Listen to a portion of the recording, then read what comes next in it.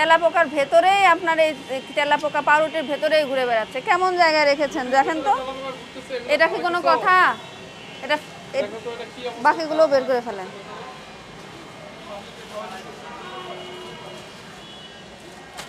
আর এটা তো কোনো মেয়াদ টেয়াদ নাই। কোথা থেকে নিয়েছেন এগুলো? আপনারা তৈরি করেন?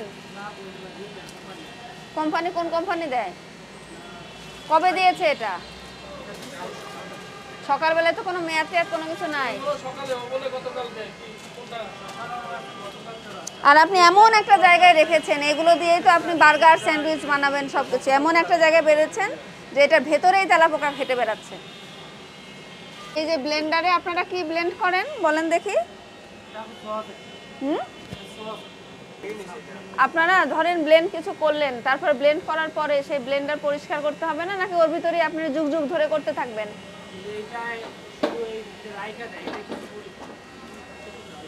এই তেলের মাপার এটা কোথায়? এই তো সেটাই তো বলছি, সসগুলো যে আপনার, আর এটা মোটেও কোনো সয়া সস না। এগুলো ব্যবহার করার পর পরিষ্কার করে রাখতে হয়।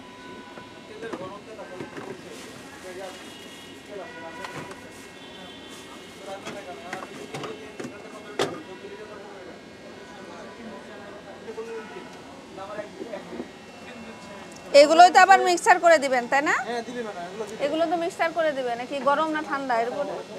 এটা ঠান্ডা আছে এখন। আর এই যে ভাত দেখেন, এই ভাত কেন রেখেছেন?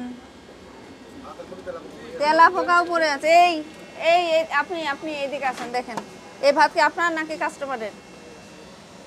দেখেন ভাতের ভেতরে তেলাপোকা পড়ে আছে, ময়লা পড়ে আছে। ফ্রাইড রাইসের ম্যাডাম, ফ্রাইড রাইসের চালটা ফ্রাইড রাইসের চালটা আপনার এখানকার আপনি পুরো জায়গাটা আপনাকে পরিষ্কার করে তারপর কাজ শুরু করবেন, নাহলে আপনার প্রতিষ্ঠান বন্ধ করে থাকবে। জি কি বিষয়টা কি বলেন? কি বুঝলেন? ওই যে তেলাপোকা চারিদিকে হেঁটে বেড়াচ্ছে। আর এই তেল ফেলে দেন, এক্ষুনি ফেলে দেন ডাস্টবিনে। না, এর অবস্থা খুব খারাপ। আর এই এগুলো কতদিন পরিষ্কার করেন? কতদিন পর পরে? আমার তো দেখে মনে হয় না এটা আপনি জন্মের পরের থেকে আর পরিষ্কার হয়েছে বলে মনে হয় না। ওই একটা কাপড় দিয়ে আপনার এই ব্লেন্ডারও চলতেই থাকে চলতেই থাকে চলতেই থাকে, এইটাও পরিষ্কার করেন না। এই দেখেন দেখেন কি এইটার ভিতরে হাতলগুলোতে যে ময়লাগুলো, একটা মনুষ্য পরিবেশে খাওয়া উপযোগী একটা পরিবেশে এগুলো সমস্যা নাই। আপনার প্রতিষ্ঠান অনেক ছোট, কিন্তু আপনার অপরাধগুলো সবই বড়।